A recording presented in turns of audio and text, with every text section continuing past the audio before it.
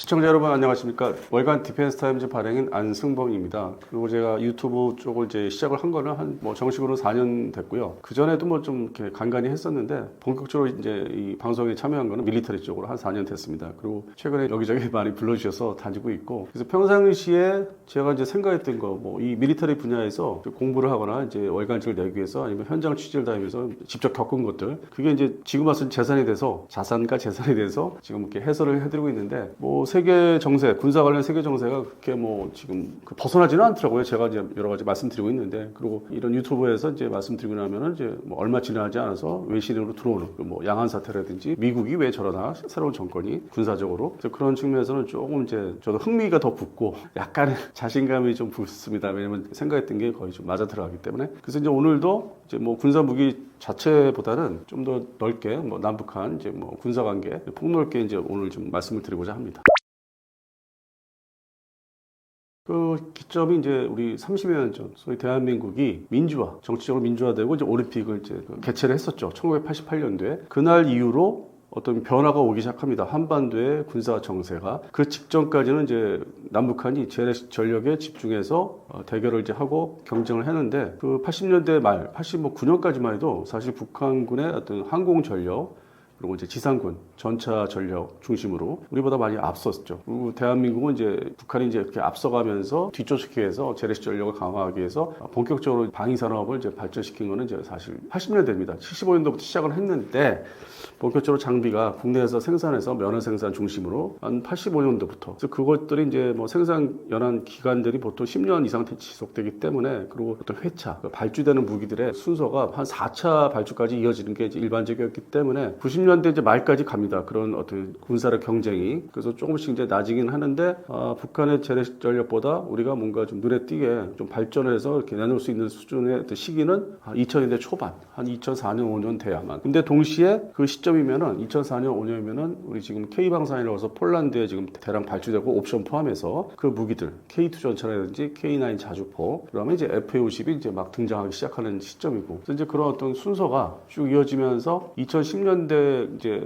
들어서서 이제 본격적으로 재래식 전력이 우리가 강화되고, 미국에서 도입하는 이제 하이급 무기들, 중간에 미디엄급이라든지 로우급은 국내에서 대부분 생산할 수 있는 어떤 기반이 다 닦여져 있게 되고, 그래서 현재 2025년 좀 4월 현재 해외 수출도 어느 정도 좀 이렇게 더 늘어나고, 앞으로는 2030년대를 바라보고 K방산에도 이제 확장이 될 수 있는 그런 이제 기반이 사실 거슬러 올라가면은 오래됐죠. 그러다 보니까 이제 북한 입장에서는 이제 군사력 측면에서는 자기들이 뒤지기 시작했고, 경제력이 이제 90년대 중반에 고난의 행군이라고 하죠. 북한에서는 이제 그 시점부터 이제 좀 이렇게 안 되니까 자기들이 무기를 만들 수 있는 돈 마련이 잘 안 되고 하다 보니까 좀 치우쳐 있다가 남한을 상대로, 미국을 상대로 자기들이 버텨야 되기 때문에 핵무기에 본격적으로 이제 자기들이 뛰어들 수밖에 없는, 그렇게 해서 그 95년 이후에 본격적으로 핵무기 개발해서 2009년 10년에 이제 또 기본적인 완성을 하게 되죠. 그러니까 2009년 10년이라면은 남북한 충돌도 2010년에 있었던 걸로 이제 기억이 나고, 벌써 15년 전인데, 그 시점에는 핵무기를 개발해 이제 성공한 거지, 이게 어떤 대량 배치 생산해서 그 정도는 아니었는데, 일반적인 언론에서 그 당시나 과거에나 이제 쭉 이어진 걸 보면은 바로 핵무기를 갖고 있는 것처럼 이제 약간의 좀 과장된 보도가 있었는데, 실제 그 핵탄두, 그다음에 지금 현재 최근에는 그 투발사체를 이제 많이 대량으로 여러 종류로 이제 개발해서 본격 배치를 이제 들어가기 시작했고, 그래서 현재 2025년 현재 어떤 북한의 재래식 전력의 어떤 현대화된 것도 일부는 있지만은, 그 사이에 지금 우리가 군사 퍼레이드 보시면은 이제 신장비들이 나오는데, 근데 그게 예전같이 대량 배치가 된 건 아니고, 그냥 우리한테 보여주기 위해서 자기들도 하고 있다, 개발을 배치하고 있다, 그런 좀 선전적인 측면에서 이렇게 퍼레이드에 나왔고, 역시 위협이 지금 되고 있는 거는 핵무기 쪽에 투발사체. 그래서 북한의 군사력이 좀 바뀌었죠. 어떤 비대칭 무기 쪽으로. 근데 이 비대칭 무기라고 하면은 그 옛날에는 화학 무기 아니면 특수전 병력 이렇게 얘기했었는데, 지금의 북한을 상대로 할 때 비대칭 무기의 중심은 투발사체, 그다음에 전술핵이라든지 핵탄두로 탑재할 수 있는 그런 이제 무기 체계로 이제 넘어가고 있죠. 그리고 그 발사체들 차량에 실어서 움직이기 때문에 그러한 부분에 어떤 숫자를 더 늘리기 위해서 지금 본격 양산, 배치, 부대 창설, 그게 지금 시작이 현 시점이 됐어요. 실제적으로 이제 그 자세하게 세세하게 언론에서는 이렇게 조목조목 얘기를 안 해주고 넓게 그냥 위협이 지금 등장했다, 수시로 뭐 미사일들, 탄도탄, 순항 미사일 쏘고 있다만 얘기를 하지 그게 어느 정도 확산돼서 얼마큼 위협이 실제적으로 되는지를 잘 얘기를 안 하는 편입니다. 근데 이제 그 배경에 또 러시아 파병, 북한 입장에서 파병이죠. 우리가 일반적인 용어로 했을 때 그걸로 인해서 이제 그 돈을 좀 유입이 되면서 기술보다는 돈이 유입되면서 비대칭 무기들에 대해서 그 숫자를 본격적으로 이제 배치를 할 겁니다. 그러다 보니까 대한민국, 남한에서도 대응하기 위해서 이제 투바사체 개발도 많이 똑같이 했고 비슷하게 뭐 핵탄두만 없을 뿐이지. 그래서 현재 시점에서는 남북한의 군사력 경쟁은 기존에 우리가 알고 있는 전차, 자주포 이런 숫자보다는 투바사체, 그러니까 무슨 탄도탄, 순항미사일, 그다음에 다연장 로켓포 이거 중심으로 이제 본격화되는 대결이 이제 시작됐고 여기에 첨가하면은 그 뭐 국제적으로 아니면은 일반 언론에서 그냥 어렵게 설명하는 그 드론 예전에는 UAV라고 했는데 큰 비행체 말고 작은 자폭드론 중심에 이것도 역시 북한이나 남한이나 본격적으로 이제 양산 들어가고 이제 배치해야 되는 그 부분도 이제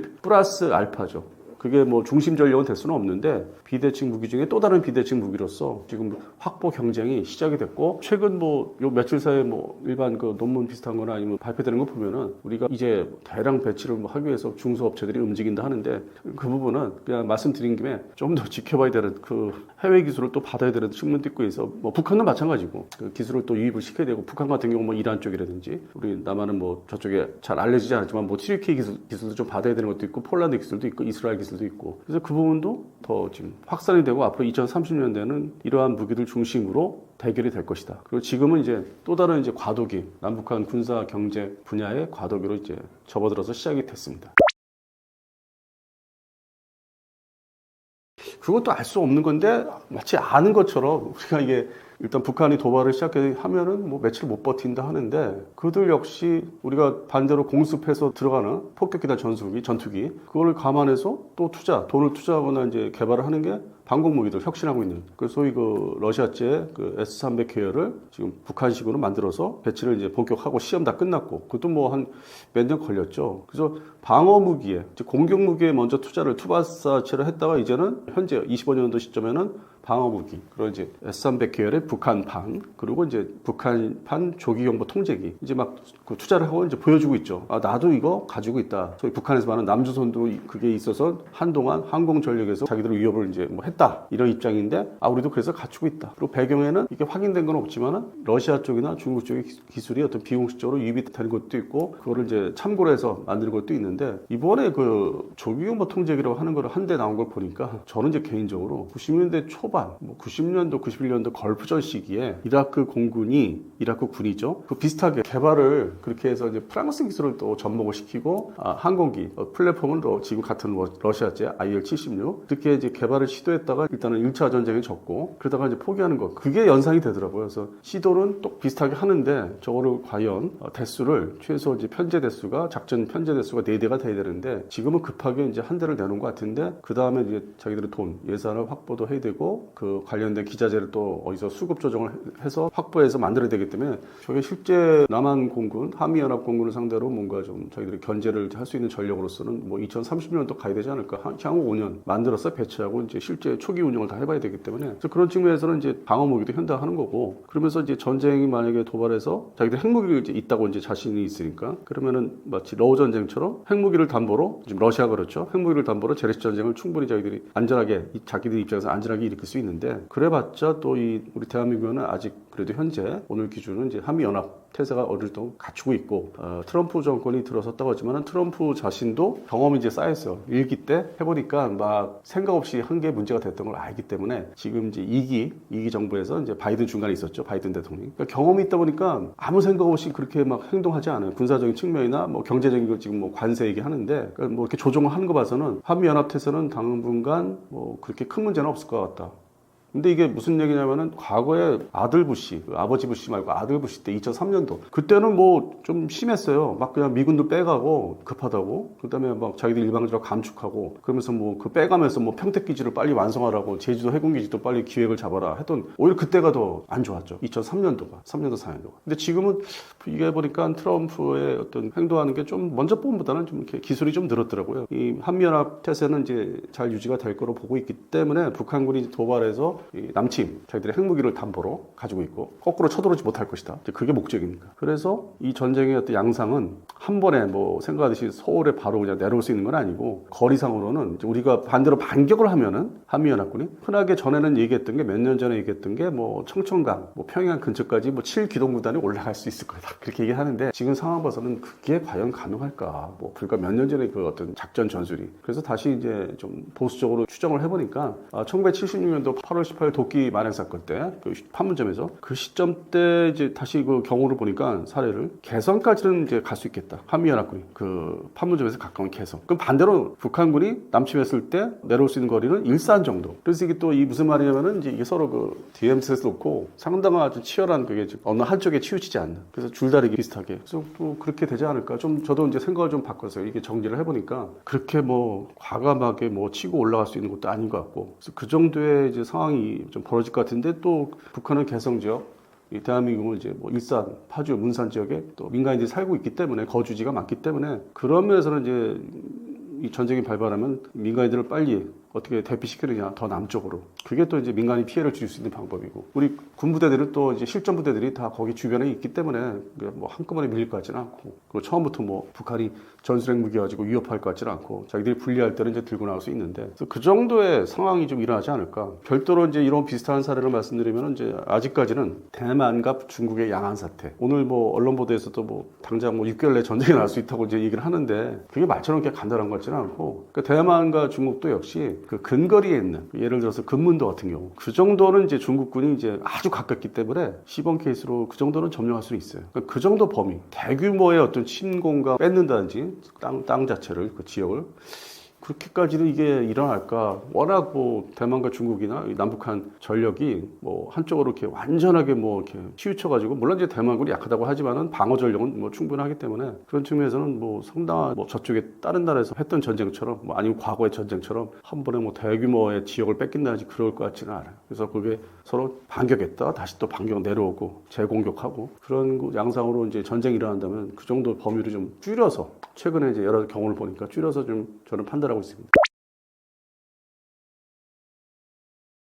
근데 선제공격의 가능성은 이 남북한의 군사력 대결 뒤에는 우리는 이제 미군이 있기 때문에 미국 본토군도 있고 그런 측면에서 전면전을 뭐 6.25 때처럼 할 수는 없기 때문에 그러면서도 이제 뭔가 자기 내부 어려운 상황을 돌파하기 위해서 뭔가 일으켜야 되기 때문에 그걸 도발이라고 하죠. 아니면 더 크게 얘기해서 국지도발, 국지전쟁. 그래서 그런 측면에서는 뭐 몇 년 전까지만 해도 이제 백령도 얘기 많이 했고 저도 많이 했었고 때문에 최근에도 뭐 백령도 얘기를 했었는데 이게 올해 2025년 해가 바뀌면서 백령도도 있지만은 동시에 저 멀리 있는 울릉도도 생각해봤어요. 그래서 울릉도에도 군부대나 항공기지가 뭐 들어서야 한다는 얘기가 이제 조금씩 나오는데 뭐 일단 울릉도 공항도 지금 그 여러 가지 다목적이 있기 때문에 그 군사 쓸 수 있기 때문에 그래서 이게 도발을 북한 입장에서 보면은 백령도 하나만 할 게 아니라 이쪽 하면서 울릉도도 특수부대 보내면 되거든요. 그게 그래서 특수부대가 마치 96년도 강릉 그 부장공비 들어온 것처럼 작은 지역에 혼란이 일으킬 수 있고. 그리고 또 전통적인 방법으로 저 제주도에 이제 특수부대를 보내서 뭐 잠수함에 뭐 태워서 보낸다든지 침투시킨다든지 뭐 해안가 뭐 상륙하는 거 쉬우니까 어려운 건 아니니까 병력들이 경계 병력이 그렇게 많지가 않기 때문에 감시 태세가 그런 면에서 그 국지 도발을 일으키면서 동시에 DMZ 상에서 이제 도발을 일으키면은 좀 그거 자체가 이제 대한민국 입장에서는 상당히 혼란스러운 거기 때문에 그걸 다 수습하기까지는 일단 그런 정도의 도발, 국지전을 하지 않을까. 그리고 본격적인 전쟁하면 그건 결국 이제 핵무기, 핵전쟁 그 얘기가 서로 얘기를 해야 되기 때문에 1차적으로는 이제 그런 지역, 외곽, 대한민국의 외곽을 한번 때려보자, 테스트해보자. 그런데 그것도 북한의 입장에서 뭐 상황이 안 좋았을 때 이제 시도하는 거고 지금 현재로서는 뭐 굳이 그렇게 할 필요는 없는 것 같고 향후에는 일어날 수 있다고 봐요. 외곽을 때리고 뭐 DMZ 상에서 군부대 주둔지 뭐 사단을 상대로 뭐 도발을 한다든지. 근데 그렇게 하면은 서울에 사는 분들은 그게 피부를 안 느껴져요. 그냥 다 TV 화면으로 보거나 SNS로 전해지는 거. 그게 온도차가 좀 있어요. 실제로 저부터. 그러면 이제 이게 뭐 옛날 96년도에 겪어봤지만 좀 덜 안일하게 자기 할 일 다 하고 96년도에 그랬거든요. 서울에 역시 다 했고 근데 한편으로는 TV에서 또 그걸 소탕하는 그 장면을 다 보여주고, 뭐 물론 이제 희생도 있었고, 반면에 우리가 또 다 내려온 침투한 잠수함으로 다 제거도 했었고, 특수부대 병력들은. 근데 그게 뭐 또 의도한 특수부대는 아니었지만은 상황이 그렇게 만들어졌고, 그래서 그런 측면의 어떤 국지전 아니면 제한적인 도발들이 항상 있다고 봅니다. 그리고 다시 말씀드려서 북한은 이제 핵무기를 갖고 있기 때문에 그 투발사체도 갖고 있고, 그래서 뭐 자기들이 밀린 이렇게 거꾸로 이렇게 좀 뭐 주변에 항공모들이 뭐 대거 와가지고 포위한다 이런 부분에 대해서 좀 뭐 저기 좀 반격을 할 수 있다. 그것도 제한적으로 뭐 함정들을 격파할 수 있다. 뭐 순항 미사일도 많이 지금 생산 이제 배치하려고 하기 때문에 그런 측면에서 상황을 이제 매번 그때마다 뭐 역사적으로 60년대 70년대 매번 똑같은 것 같아요. 근본적으로 남북한의 대결은 그런 식으로 이제 이어졌고 어떤 근본적인 뭐 이렇게 변화도 없고 화의도 없고 하기 때문에 항상 긴장 태세는 이제 그 군 쪽에서는 계속 하고 있을 수밖에 없는 뭐 민간인들이나 자기 일상생활을 이제 열심히 하면 되기 때문에 항상 존재한다. 그런 충돌은 근데 대규모 전쟁은 좀 여러 가지 경우를 더 생각을 해봐야 되기 때문에 좀 그건 유보를 하겠습니다.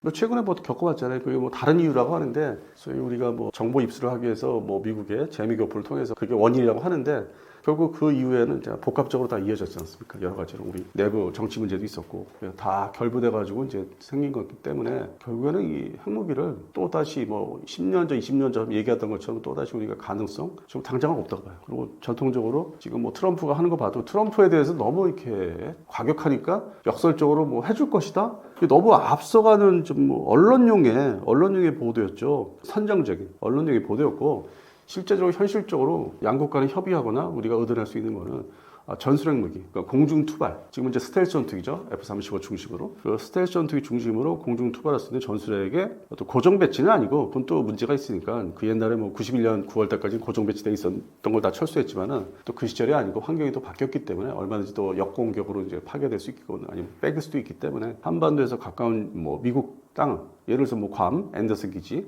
근데 오키나와는 이제 일본 땅이니까 또 직접 대놓고 갖다 놓을 수는 없고. 그 정도의 전술핵이 수시로 이제 훈련, 뭐 자주 훈련을 하니까 한미연합 공군, 항공전력이 그럴 때 좀 노출을 시키는 그 훈련탄이 따로 있거든요. 그래서 그런 측면에서는 전술핵에 한반도 막내, 꼭 고정 배치가 아니더라도 훈련에 좀 이렇게 등장하는 그 모습만 보여줘도 북한이 뭐 전술핵 중심으로 가지고 있다 하더라도 견제가 될 텐데 그것조차 지금 현재 이루어지지 않고 있기 때문에 그래서 그 부분이 제일 좀 시급하다고 봐요. 전술핵의 어떤 훈련에 등장시키고 상시, 수시로 있을 수 있다. 더 크게 얘기해서 뭐 나토의 뭐 5개국 같은 얘기를 또 하는데 그건 그 나라 지역의 역사적인 지나간 일이고 뭐 지금 배치돼 있다 하더라도 냉전 시절만큼의 그렇게 원활하게 훈련을 시켜서 막 저공 침투해서 옛날 전투기들이 그렇게 하는 것도 아니고 그때보다는 좀 축소가 됐고 그래서 그거의 경우를 쉽게 예를 드는데 그건 아닌 것 같고 새로운 시대, 특히 스텔스 전투기 중심으로 거기에 맞게 또 전술핵도 미국제 전술핵도 좀 개량이 됐고 저강도, 낮은 위력의 뭐 전술핵도 개발이 됐고 그래서 그거의 신무기, 과거에 1950년 이래로 등장한 미국의 여러 종류의 수많은 전술핵 그 체제가 아니기 때문에 지금 현 시점에 맞게 한미 양국이 좀 협의를 완성을 시켜서 훈련을 본격적으로 한반도에서 안 하더라도 최소한 괌에서 훈련을 한다든지 우리 한반도에 가까운 태평양 지역에서 그런 체제로 좀 빨리 넘어가야 되지 않을까. 그래야 좀 불안감이 덜어지는데 그 원론적인 뭐 핵무기 뭐 보유는 너무 복잡한 얘기이기 때문에 당장은 뭐 비현실적이고 미국 자체가 근본적으로 핵무기 확산을 원치 않고 있기 때문에 그거는 그렇게 뭐 말하기 쉬운 말처럼 그렇게 될 것 같지는 않아요. 이게 뭐 보유를 한다는 자체가. 그래서 결국 이제 크게 거시적으로 말씀드려서 뭐 한반도 그러니까 해구산이 안 펼쳐질 수 있다. 고장나서 결심을 못한다 할 수 있는데 그래도 그게 가장 최선이 아닐까. 그러니까 아주 무방비 상태로 이렇게 할 수는 없고 미국한테 상당히 그거를 좀 받아내야 되죠. 훈련이라도 좀 같이 하자. 그리고 전술핵이라는 게 비공식적으로 스텔스 전투기에 탑재하는 거. 그럼 모의탄, 훈련탄에도 우리가 좀 해보자. 혹시 그 유사시 이제 앞으로 어떻게 될지 모르니까 이 핵무기 사용이 북한이 전술핵 소규모 뭐 15kg짜리도 쓸 수는 거기까지 쓸 수 있기 때문에 그래서 그 부분에 대비하는 거 정도는 바로 좀 들어가야 되지 않을까. 그냥 외형적인 한미 항공전력의 훈련도 여러 차례 해서 좋지만은 그럼 그 다음 단계로 넘어가야죠. 트럼프가 그런 어떤 아주 자세하게 실무자들의 어떤 그거를 얘기를 다 보고를 듣고 결정을 내려줘야 되는 그 부분까지는 해야 되지 않을까 당장. 그래서 핵무기 보유는 좀 더 시간이 이제 뭐 이렇게 토의하는 것도 의논하는 것도 상당히 시간이 더 걸리고 장기적인 어떤 얘기 아닐까. 그래서 저는 현실적인 부분에서만 지금 생각을 하고 있습니다. 생활에서 뭐 느낀 게 과거에 2차 세계대전 때 배틀 오브 브리튼 그때 영국의 지하철이 상당히 이제 활용이 잘 대피 장소로 근데 그게 이제 우리가 보통 영상으로 보면 흑백 필름으로 보면 아주 옛날에 무슨 19세기 때 생각해서 우리하고 뭐 상관이 없는 것처럼 느껴져요 그 화면 자체가. 그런데 가장 최근에 러우 전쟁 우크라이나가 이제 대피하는 장소가 지하철 쪽이라는 거. 그래서 그거 보면서 이거는 현실이다. 그러면 대한민국에도 어떤 그 북한 때문에 북한이 먼저 지하철을 깊숙이 파가지고 이제 들어가서 대피할 수 있게 평양 같은 경우 이게 이제 뭐 70년대 초반이죠. 먼저 개발을 이제 하다 보니까 우리가 74년도에 이제 1호선 지금 짧게 구간해서 이제 지하 이렇게 전철 포함해서 지상철 그렇게 해서 지금 상당히 복잡한 그 노선을 가지고 있잖아요. 지금 뭐 어디 이동할 때 그 지하도 내려가서 오르락내리락 힘들기도 하고 엘리베이터나 에스컬레이터 안 타면 그 정도로 우리도 깊숙이 팠고 많이 이제 인프라를 이제 그 자체를 갖추고 있죠. 서울 중심으로 부산도 그렇고 대전도 그렇고 그 부분을 오히려 이제 평상시에 훈련을 좀 많이 했으면 좋겠어요. 물론 이제 뭐 2010년대 그 정부 성과에 따라서 좀 했는데 현재 2025년대 그 자세한 훈련을 과연 하고 있을까? 왜 안 할까? 좀 더 확대해서 그런 민방위 태세 오히려 지금 어떤 그 군 중심의 전력 중심의 어떤 대비 태세는 어느 정도 해왔기 때문에 뭐 전술핵 무기 미 본토에 있으니까 그것보다는 이제 민방위 태세가 일반적으로 관심이 없죠. 민방위는 그냥 우리 일상생활을 볼 수 있는 어떤 대피 훈련이나 뭐 사이렌 울리고 하기 때문에 관심이 없을 수 있는데 실제 뭐 북한의 방사포가 날아들면은 피할 데가 어디 있어요? 지하로 들어가야지. 그리고 그 지하가 이제 안전하겠지만 깊숙이 팠으면은 지역 역별로 뭐 여의도 역 같은 건 깊숙이 들어가 있으니까 뭐 그런 데가 많긴 하고 그러면 이제 그 입구 같은 거 입구 차단을 이제 만약에 막히면 어디로 대피해야 되는지 이제 그런 부분 오히려 일상생활에서의 어떤 현실적인 부분 그리고 아파트에서 이제 만약 그 주변에 로켓탄 방사포가 떨어지면 파괴되면 또 어떻게 대피를 해야 되나 그러다 보니까 저 개인적으로는 지금 현재 거주하는 아파트에 지하 대피소가 있는데 궁금하더라고요. 저 밑으로 내려가면은 환경 자체가 뭐 오염되지 않았을까, 뭐 아니면 뭐 생수 같은 게 비치돼 있을까. 그런 실제적인 거, 그런 부분에 오히려 대비 태세가 좀 더 돼야 되지 않을까. 군사력 부분은 이제 국방부에서 알아서 잘 할 테니까, 그거는 또 국회의원들이 또 알아서 또 뭐 예산도 주고 방산업체가 또 움직이니까 K방산도 있고 하니까. 그래서 민방위 태세를 좀 더 구체적으로 우크라이나 그다음에 지금 이스라엘 쪽에 뭐 하마스 헤즈볼라 지역에 아주 가자지구 아주 초토화되는 거 보니까 우리는 이제 반대로 북한의 항공 공습을 이제 할 수 있어요. 물론 아까 앞에 말씀드린 대로 이제 뭐 방공망을 저희들이 지대공 미사일 시정으로 도입하고 조기용보 통제기 도입하는 자기들 방어 태세가 이제 업그레이드 되고 있고. 그래서 우리 또 항공 어쨌든 스텔스기가 있기 때문에 작전 전술이 바뀌어야 되겠지만 그러면서 공격할 수 있고 이스라엘이 이제 하마스 그 지역을 아주 초토화시키는 가자지구 우리 그 모습을 이제 보여줄 수 있고 근데 반대로 러시아가 우크라이나를 그 막 투발사체, 탄도탄, 순항미사일 뭐 여러 가지 좀 뭐 드론, 뭐 폭격하는 우리가 이제 북한군한테 당할 수 있는 건 그 부분이고 그러면 이제 그 화면에서 이렇게 보시면은 대피를 어떻게 되나 근데 가자지구는 사실상 무방비 상태로 막 당하잖아요. 근데 우크라이나는 지하철 같은데 좀 대피하는 게 있고 이제 그런 부분을 좀 유심히 이제 보게 되는 거죠. 과연 내가 민간인으로서 살아남으려면 어떻게 되나 그런 부분이 좀 대비 태세가 더 강화돼야 되지 않을까. 그냥 단순히 사이렌 해서 울려서 훈련하는 게 아니라 그냥 어디 길거리에 들어가거나 뭐 단순히 얕은 지하 들어가서 숨었다 나오는 그 옛날 방식 민방위 훈련은 그만해야 되는 그런 면에서 좀 관심을 가지고 있습니다. 현대로템이라는 회사가 그 기존에 90년대 그 K1 전차 양산하고 그다음에 K1A1이죠. 그러니까 지금은 K1A2를 개량했는데 이때까지는 뭐 별 문제가 없었어요. 보통 이제 우리 그 지상 체계, 무기 체계들이 양산이라는 게 1차부터 시작하면 4차까지 가요. 그러니까 나눠서 예산을 이제 분배 이렇게 잘라서들 주기 때문에 국방부에서. 그래서 그때까지는 별 문제 없고 좀 뭔가 저희도 큰 소리 치면 살았는데 로비도 잘하고 다른 무기 못 들어오게 그 외국산 무기. 그다음에 이제 K2에 진입해서 또 이제 어느 정도 뭐 그 당시 정부가 20년 전에 한 640대, 680대까지 줄 거로 이제 기획이 나왔죠. 전차가 이제 그때는 상당히 중요시하던 시절이니까 뭐 이라크 전쟁에서 뭐 일부 M1 전차, M1A2 전차가 파괴가 됐어도 그러다 보니까 이제 뭐가 좋았는데 생각지 않게 2014년부터 파워팩 문제. 그러니까 독일의 랭크사 파워팩을 사용하지 말고 지금의 에센트 다이나믹스사의 파워팩 국산은 이제 바꿔야 된다. 개발할 수 있다. 그래서 개발을 시켜보니까 뭐 그 당시에 2014년도 기준으로 이제 방위사업청이 이렇게 보니까 테스트 평가하니까 작전 요구도 ROC가 높았는지 그걸 채우지 못해가지고 시간을 거의 뭐 한 5, 6년을 이제 흘러가요. 2014년부터 한 4, 5년, 5, 6년 뭐. 그래서 결국에는 2017년도까지 와서는 양산이 그 다음에 후속 양산 1차가 끝났으면은 100대인가 2차, 3차로 바로 이어져야 되는데 그 2차, 3차도 규모도 크지 않고 뭐 50여 대 뭐 이런 식으로 작게 예산 배정이 다른 무기 사야 되기 때문에 근데 그것조차 이루어지지 않으니까 해당되는 현대로템 공장의 라인이 멈춰 있는 거죠. 근데 라인이 멈춰 있다는 거는 무슨 뭐 이렇게 벨트 이렇게 돌아가면서 뭐 과자 나오듯이 그 뭐 라면 만들 때 그런 벨트가 아니라 공장에 구역별로 있어요. 가보니까 엔진을 갖다 놓고 이제 채워야 되고 뭐 크레인으로 들어서 포탑을 얻는 뭐 세부적인 장비 넣고 쫙 있는데 그냥 뭐 저기죠. 사람도 없고 그냥 다 분리되어 있는 거예요. 조립도 안 하고. 생산 라인이 멈춰 있다는 게 이제 그런 의미고. 그래서 이게 2017년부터 회사가 어렵다. 근데 그래도 뭐 이게 3차 양산 뭐 이렇게 다 4차 이게 다 예정대로 진행하겠지 했는데 그날부터 2017, 18 그러면서 코로나 터지고 그래가지고 결국에는 이제 이게 돈이 안 들어오니까 그리고 옆에서 이제 촬영장값 저는 하고 있었는데 금액으로 따지면은 뭐 전차가 더 높죠. 확보할 수 있는 받을 수 있는 돈이. 그리고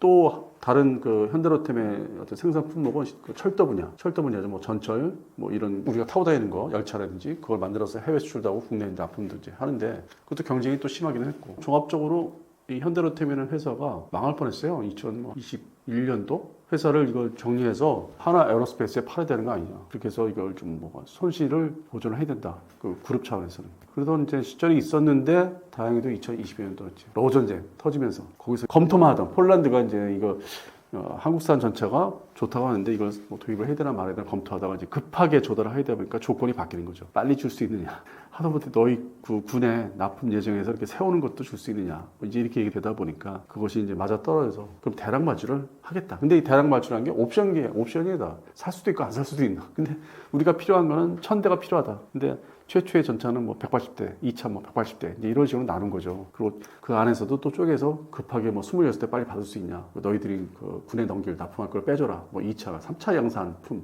그래서 빼줬죠. 그래서 회사가 이제 살아난 거죠. 그리고 그 180대가 이제 그 사이에 2020년 이제 하반기부터 지금까지 인도가 되고 이제 돈이 이제 들어오는 거죠. 장비 돈이 전차. 그래서 이제 회사는 이제 좀 다시 살아났는데 나머지가 약속받은 나머지가 다 계약이 돼야 되는데 2차 계약도 그렇고 그다음에 나머지 숫자를 다 채워야 되는데 아직까지는 이제 그 조건이 면허 생산에 뭐 K2PL 폴란드 버전을 요구하고 있기 때문에 개발을 또 새로 해야 되는 거거든요. 그 기본 플랫폼에다가 여러 가지 플라모델 하듯이 개조 개발해서 뭐 붙이고 띄고 뭐 해야 되는 개발이 따르고 또 시험 평가도 해야 되고 물론 전차니까 뭐 항공기 분야에 비해서는 좀 더 쉽게 할 수 있겠지만 그것도 시간은 걸리고 돈도 들어가고 그런 면에서 이제 조건들이 서로 따이다 보니까 좀 이렇게 지체되고 현재 그래서 그 이어지는 수출이 자주포에 비교해서는 좀 저조하다 보니까 그런 리스크가 생겨서 또 해당되는 업체는 현대로템은 또 긴축 경영하자 이게 또 어떻게 길게 갈지 모르니까 먼저 번에 수출에 돈이 들어왔다고 해서 우리가 부자가 되는 것도 아니고 여유가 생긴 것도 아니기 때문에 좀 더 조심하자. 그래서 현재 실제적으로 이 K2 전체 수출된 나라는 딱 한 개, 1개국입니다. 폴란드. 없어요, 그밖에. 뭐 튀르키예 얘기하는데 그건 기술 판매를 한 아주 옛날 얘기고 그래서 알타이 전차가 나온 건데 그건 다 다른 얘기고 순수 완전하게 완성돼서 아니면 현지 공장에서 우리가 이제 참여해서 공동 생산한 그런 거는 아직 시작이 안 됐고 직전이고 그리고 이제 그 수많은 소위 제가 항상 비판적으로 얘기하는 유튜버 밀리터리 유튜버 업계에서는 마치 뭐 이집트도 되고 뭐 어디 뭐 사우디도 되고 뭐 다 됐다고 하는데 된 거 없습니다. 오로지 지금 폴란드만 지금 성사가 된 거고 지금 계속 할 길이 너무 멀고 그래서 지금 뭐 더 나아가서는 뭐 페루도 얘기하시는데 페루는 해당되는 전시회가 별 볼 일 없는 전시회인데 뭐 방산전시, 오리지널 방산전시회가 아니고 얘기를 제목을 들어보니까 무슨 뭐 산업 뭐 안전 환경 뭐 이런 이상한 제목의 전시회인데 그 기회를 이제 급하니까 페루가 이제 어느 정도 살 것 같으니까 물건을 싣고 선적을 해서 작년에 뭐 12월 달에 선적했던지 하여튼 뭐 올해 전에 페루 가니까 싣고 와서 해당되는 페루가 그래도 중심 위치에 있으니까 약간 옆으로 돼 있지만 지도를 보면은 또 해당되는 그 나라에서 전시를 하면 이제 브라질도 와서 참관도 하고 뭐 칠레, 아르헨티나 잠재적인 신규를 이제 교체해야 되는 나라가 있어요. 뭐 지금 뭐 드론 시대니까 대량으로 살 수는 없고 최소한의 이제 수량을 이제 발주해서 상징적으로 전차 부대를 유지를 해야 되는 나라들이 올 거라는 거죠. 그 대륙에서는. 근데 반대로 뭐 서울 아덱스로 오라면 너무 멀고 그 자체부터 이제 오기가 좀 부담스럽고 서울에 있는 무관들이 다 대신 이제 정보 보고를 하니까. 그래서 그런 측면에서 이제 현대로템이 그래도 좀 다른 데 돈을 안 쓰고 그 돈을 이제 좀 물건 실현 선적하고 전시회에 참여하는 거니까 그 부분은 이제 돈을 써야만 뭐 또 미래 시장을 2030년대 시장을 좀 일부 또 보존을 받을 수 있다. 페루를 이제 계기로. 그래서 그렇게 해서 이제 참가를 이제 하는 거죠. 그러니까 세일즈지 그게 뭐 결정된 건 없어요. 그 해당되는 남미 지역이 뭐 선정이 돼서 폴란드만큼의 뭐 그런 수준의 나라에서 뭐 결정한 것도 없고. 그래서 이게 세일즈 측면이고 그다음에 또 하나 나오는 얘기가 이제 슬로바키아 얘기 나오는데 그게 뭐 일부 기사에서 언론 기사에서는 뭐 잘 될 것이라고 하는데 이 조심해야 될 게 노르웨이 선례가 있지 않습니까? 노르웨이도 뭐 다 된 거를 이제 얘기했다가 뒤통수 맞았는데 독일의 로비가 들어갔어요. 그런 어떤 그 지역에 나토 지역에 땅이 붙어 있는 유럽에 서유럽에 중부 유럽에 남부 유럽에 보면은 자기들이 관계가 좀 긴밀하지 않겠어요? 그 오래된 역사가 붙어 살았는데 피도 섞이고 서로 침략도 하고 그런 측면에서는 나눠지죠. 이게 슬라브 민족들이 내려와서 어떻게 나라를 또 형성한 친척 국가냐? 이게 이제 동유럽의 일부 국가들이고 뭐 헝가리 같은 경우는 이제 좀 친하죠. 친러 지금 정부도 들어섰지만은 뭐 세르비아 같은 경우는 아예 뭐 그렇게 분류를 하고 있고 슬라브 쪽으로. 그런 면을 보면은 나라별로 역사적인 측면을 다 이렇게 들여다보면은 이게 배경을 보면 알 수 있는데 진짜 애들이 살까? 막 살뜰치 하다가 엎어버리면은 그 노르웨이 건이 그랬잖아요. 다 살 것처럼 아주 장비 좋다 이렇게 얘기했다가 독일에서 로비 들어오니까 엎어버렸잖아요. 그런 것처럼 저는 슬로바키아를 그렇게 보고 있는 거죠. 지금의 어떤 일어난 공개된 현상이 뭐 그게 맞아 떨어지더라도 그건 아닌 것 같은데, 그건 어떻게 보면 이제 짜깁기 한 거죠. 기사를 쓰기 위해서 조건을 맞추기 위해서 짜깁기 한 거. 자기 입장에서 짜깁기 한 거. 이래서 될 것이다. 근데 지금 그 단계는 아니라는 거죠. 뭐 훈련기도 마찬가지고. 그거는 좀 더 시간을 가지고 새로운 반대 현상도 지켜봐야 되는데, 그냥 뭐 그 시점에 빨리 기사 완성해서 내야 되니까 조건을 짜맞춰. 뭐 솔직히 말씀드려서 저도 그런 경우가 좀 있었어요. 기사를 쓸 때 나한테 유리한 걸 짜맞추거든요. 내가 선호하는 내용들만 짜가지고 붙이면 되거든요. 그러니까 언론이, 소위 언론사들이 이제 와서는 세상이 이제 개방된 세상이니까 정보가. 그러니까 일반인들한테 뭔가 좀 이렇게 비판받고 이게 맞는 얘기를 하는 게 이제 그런 게 있죠. 지금 디지털화된 세상이니까. 그래서 이 슬로바키아에 대해서는 좀 진지하게 지켜보고 계속 우리 방사청에서 접촉하고 해당 업체에서 세일즈 들어가는 걸 좀 뭐 해당되는 매체, 슬로바키아 매체도 봐야 되고 그 옆에 있는 폴란드 매체가 뭐 어떻게 평가하는지, 어떤 진전 사항이 있었는지를 봐야 되는 거죠. 무엇보다도 현대로템에서는 아직 먼 얘기입니다. 딱 단적으로 얘기합니다. 저도 이제 궁금해서 물어보죠, 관계자들한테. 그러면 중요한 게, 제가 이제 항상 강조하는 대로 중요한 거는 폴란드 완성이다. 옵션 포함해서 숫자를. 그거지 주변국은 그 다음 얘기입니다. 뭐 루마니아 얘기도 그것도 그 다음 얘기입니다. 오로지 폴란드가 제일 중요합니다. 좀 기다려 주십시오. 성급하게 앞서가는 얘기하면은 이게 다 서로 연결된 세상이기 때문에 인터넷으로 그 한글을 가져와서 번역기 돌려서 보면 또 거기에 대해서 뭐 다른 기사를 또 써냅니다. 안 좋은 얘기로 부작용 나오는. 그래서 그런 측면에서는 이게 호들갑을 떨 상황이 아니다. 현대로템 업체 입장은 상당히 조심스럽더라고요. 그래서 확증된 것만 얘기를 해야 된다. 그것도 확증되기 전에 이게 어떻게 될지 모르니까. 좋은 사례가 또 다시 말씀드려서 노르웨이 건이었다. 그래서 이게 뭐 말 그대로 그냥 뭐 하나 기사가 났다고 해서 그게 바로 성사가 되는 것도 아니고 반영되는 것도 아니고. 그래서 저는 계속 이 자주포 때문에 전차도 그렇게 될 거라 보는데 좀 보수적이에요. 전차는 살다라면 산다. 뭐 예를 들어서 에스토니아가 전차 없잖아요. 자주포는 발주해도 추가로. 그런 이제 나라들의 비용을 쓰는 게, 국방이 쓰는 우선순위가 있기 때문에, 그리고 빠른 시일 내, 짧은 시간 내에 화력을 이제 갖출 수 있는 거. 그러니까 자주포가 이제 그들 입장에서는 입맛에 맞는 거고, 전차는 이제 비용만 들어가고 직사 화력. 이게 뭐 근접전에 이제 뭐 3km, 4km 되니까. 그래서 에스토니아 같은 경우는 이제 자주포가 더 이제 36門까지 완성을 해야 된다. 그다음에 다연장 로켓포 그 80km 이상의 타격하는 거. 그 근접전보다는 좀 중거리 전투 이걸 우선시하는 그런 교리, 나름대로 이제 그런 나라마다 입장이 있고. 근데 유럽의 나라들은 뭐 슬로바키아도 그렇고 다 작잖아요. 서로 거기 안에서 또 갈라져서 독립하고 또 뜯어지고 뭐 그렇기 때문에 나토 체계가 또 공동 방어 이게 상당히 중요한 게, 이제 그런 면에서 다 그 배경을 좀 봐야 됩니다. 그래서 그냥 단적으로만 봐서 될 것이다. 그건 아니라고 저는 생각합니다. 해당되는 업체는 그 직판을 그 기존에 그 폴란드 기준에서 K2GF죠. 그냥 그대로 팔면 수익성이 높죠. 그냥 그대로 운반해가지고. 근데 또 폴란드는 현지화, 자기들의 작전 요구가 있기 때문에 PL 버전, 폴란드 버전을 요구해서 나머지가 옵션이 이렇게 걸려 있는데, 거기서부터는 이제 비용이 상승하면서 자기들의 마진이라고 그러죠. 수익성이 좀 떨어지는 것도 있고, 더욱이 폴란드 방산업체도 자기들도 발전을 시켜야 되기 때문에 동유럽의 방산업체가 서유럽의 방산업체에 비해서 상당히 열세, 좀 열악하기 때문에 자기들이 수익성을 이제 보장받아서 주변국, 뭐 루마니아, 뭐 이런 나라들한테 이제 슬로바키아까지 얘기를 하는데, 그거를 가져다가 현지화시켜서 판매를 해야만 또 자기들 돈 버는데, 그러면 가면 갈수록 현대로템, 그 해당되는 전차 업체의 수익성은 줄어들죠. 그리고 더 나아가서는 그 전차를 이제 도입한 중동 같은 국가를 이제 가정을 하면은 기본 버전을 가져가면은 우리 한국에서 또 이제 개량형이 K2A1이 있는데, 그건 또 개량을 하려면은 그 키트라고 하죠. 그 부품을 이제 판매를 해서 그걸 체계 통합을 해주는 건데, 다시 그게 완성품을 그대로 있는 거 판매하는 것보다는 수익성은 떨어지죠. 그래서 가면 갈수록 개량형 시장은 가면 가서 키트 시장으로 이제 바뀔 수 있기 때문에 수익성은 지금보다 이렇게 막 대박 났다는 식으로 그렇게 보장이 될까? 근데 그럼에도 또 회사를 이제 존재시키고 유지하려면은 그 사업도 받아들여야 되고, 그러다 보니까 이제 뭐 현대로템, 뭐 LIG 넥스원이 지금의 어떤 반짝하는 어떤 판매를 그냥 만족하지 않고, 다음번에는 이제 수요가 이제 아니면 수금되는 돈이 줄어드니까 지금부터 허리띠를 둘러매자. 그러면서 부작용이 나온 게 인건비에 대해서 좀 뭔가 보너스를 주지 말고 뭐 적게 준다든지 그런 부작용이 지금 벌써 시작이 됐습니다. 일부 언론 이제 뭐 제한된 언론에서 발표를 했죠.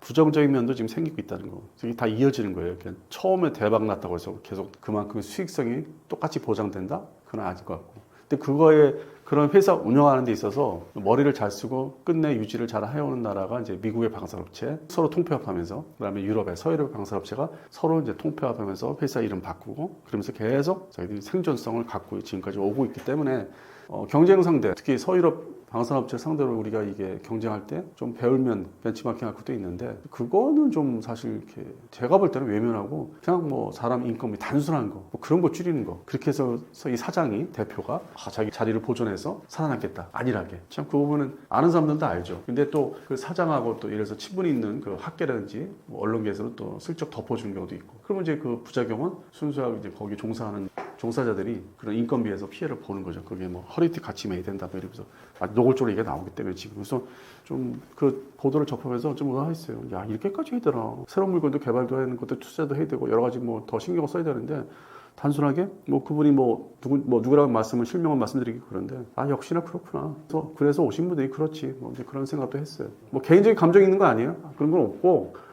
그 어떤 전체 사회, 대한민국 사회에서 35년 동안의 방산을 이렇게 옆에서 보면서 느낀 게 근본적으로 90년대나 지금이나 이런 게 있구나. 이 정도 그냥 이 수준이구나. 자, 폴란드 경우가 우리가 상당히 대박이다. 운이 좋았다. 그런 생각으로 이제 돌아가는 거죠. 그리고 중동의 뭐 청궁투라든지 그것도 상황이 지금 이스라엘, 하마스, 헤즈볼라, 이란 그것 때문에 수요가 늘어난 거. 그건 이제 상황이 또 만들어준 거지 하는 생각도 들고 그렇다고 해서 그거를 다 수주받아서 만들 것들을 그때 가서 또 인건비 줄여야 된다고 그러고 뭐 좀 그런 게 좀 저게 앞뒤가 안 맞는 것도 있어요.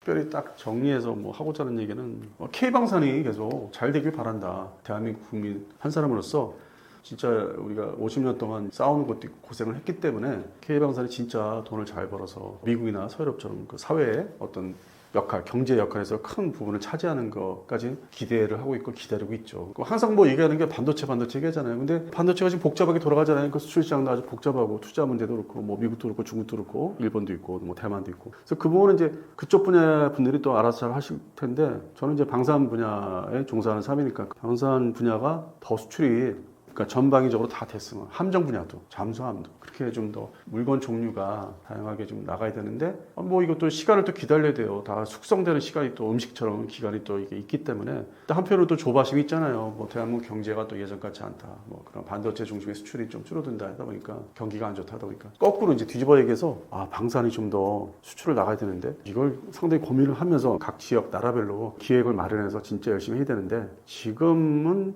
현재 폴란드 방산 중동 특정 나라하고 제품 거기에 좀 즐기고 있는 거 아닌가. 그 돈을 벌어들이는 거 쓰는 거예요. 이걸 새로운 기획을 좀 치고 나가야 되는데 그 현업에 종사하신 분들이나 그 세일즈 분야 말씀 들어보면은 좀 뭔가 또 다른 상황에 직면하고 있는 것 같아서 이게 각 회사별로 방위사업청 전부 다 특히 뭐 ADD, 기프원, 이런 기술진흥연구원 이런 데가 좀 방산업체가 진짜 잘 할 수 있도록 좀 자기들 이해관계를 좀 줄여가지고 좀 적극 지원을 좀 하면 어떨까. 뭐 근엄한 자세를 취하면서 세미나에서 말씀드리게 해주는 걸로 다 이렇게 뭐 포용한 것처럼 하지 마시고 실제적으로 얘기를 많이 듣고 해야 되는데 실무자들이 특히 방사청의 실무자들이 아쉽게도 그 옛날에 방위사업청의 또 실무자들은 아닌 것 같고 좀 젊으신 분들이 많이 있어요. 얘기 들어보니까 그런 분들은 또 생각이 달라요. 자기가 뭐 생존해야 되는 그런 입장들만 강조하기 때문에 아쉬운 면이 좀 많이 등장을 하고 있습니다. 현재 좀 걱정되는 부분도 있어요, 사실. 그래서 지금 잘 헤쳐나가야 되는데 하여튼 저는 뭐 밖에 있는 사람이니까 매번 매시간 뭐 매일 하여튼 열심히 꾸준히 지켜는 보고 있습니다. 그래서 같이 우리 시청자분들도 대부분의 시청자분들 뭐 현업 종사자나 관청에 계신 분들 빼고 그분들은 뭐 내가 이거는 좋아할 일은 없고 근데 우리 대부분의 일반 시청자분들은 같이 좀 지켜봐 주셨으면 좋겠습니다.